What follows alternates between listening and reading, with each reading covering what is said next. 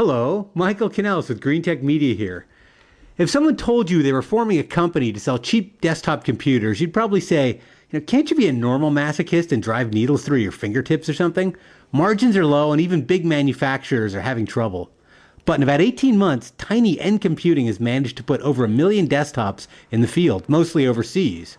The company's computers, by the way, cost $11 to $33 to make, sell for between $70 and $150, and only consume a watt of power. And they come in a box that could hold a souvenir coffee mug. I get pissed off when I hear Negroponte talk about his $200, $100 laptop will be $100 when he gets the volume up. The fact is we ship hundreds of millions of PCs a year. It's not a volume issue, it's a business model issue. As long as it's a PC, you need a processor, you need storage memory, you need working memory, network card. You need a complement of peripheral devices. And then the fundamental issue is business model. How much does Intel need to pull out of a PC to pay for a $3 billion fab in the research and development? How much does Samsung need to pull out for memory? And if you add all those pieces together, it always comes out to about $200. So here we are, where there's all these greenfield and emerging markets. Negroponte and OLPC have done a great job of sensitizing the industry to that if we could drive the price down, there are enormous markets. And not just enormous markets, but also socially significant markets. Yeah, and if you go there now, these countries, you'll see people lined out the door, sitting around in an internet cafe, waiting to use the next one because somebody's on it right then. So what our technology is about is the fact that these $350 devices are now mainframes. How do they do it? Virtualization. End Computing takes a regular desktop PC and hooks up 10, 20, or even 30 of its terminals to it. The virtualization software carves up the processor cycles and the bandwidth on an as-needed basis to the terminals. The terminals themselves actually don't do that much work, which is why they only cost about $11 to make. People have promoted this type of thin client computing for years, but it's only recently that processors and internet connections have been powerful enough to make it worthwhile. Larry Ellison, I think, when was it, 1995, said the PC is dead, the network computer is going to do everything. Not bad, just about 10 years too early, because when he announced it was about thin clients. It was 1998, right? It was a great idea, but it just the problem was at that point in time, the servers, the PCs weren't fast enough, the networks weren't fast enough, the user experience in terms of the virtualization infrastructure software and the clients wasn't there, but now it is. I think we've got about 9 or 10 users running PowerPoint.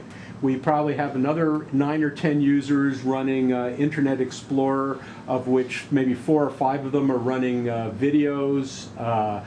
We've got Excel up, we've got Word up, we've got Acrobat Reader, we've got some freestanding video demos running. What we're trying to do is essentially create a real-world mix of users, particularly with a lot of multimedia. Couple guys doing Word, couple guys, surfing the web, 1 or 2 YouTube users. And again, when you take a look down here, look at this. We're using 40% of this computer, and we're using 2.5 gig out of 3 gig available.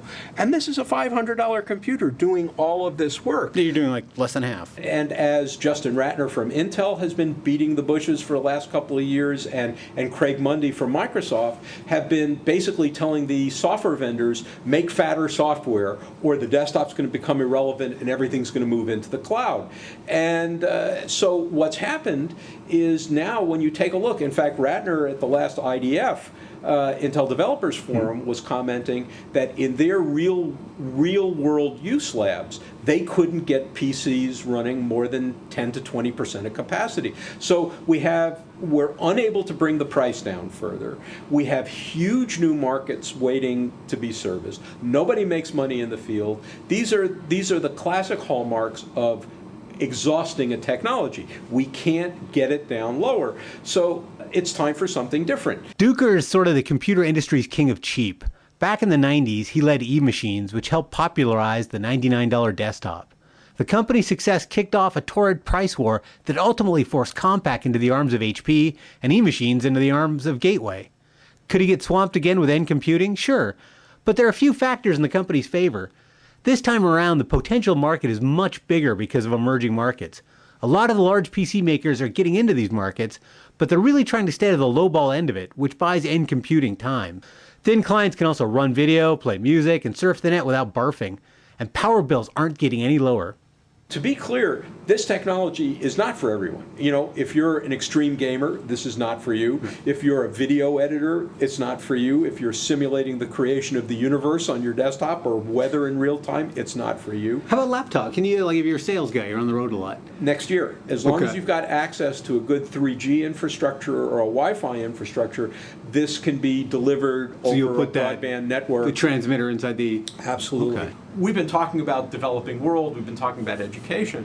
I will tell you we're working with quite a few of the Fortune 1000 who are in the process of evaluating and deploying pilots of this technology. Customer service desks and things like that, or? All sorts of applications. And when you go to the emerging markets, and one of the truly remarkable things about end computing is that with 1 million seats already deployed, over 55% of them are in the emerging markets, in some of the least technical, most economically challenged environments in the world. Really, like where? India. We probably have close to 200,000 seats deployed in India right now. Africa, we've just signed an agreement with the ministry in Ghana to do a major project there, but we have large deployments in Ethiopia, Senegal, Kenya, South Africa. We have. So the next time you're overseas in an internet cafe, take a look at the brand of computer you're using. It might surprise you. I'm Michael Kanellis for Green Tech Media.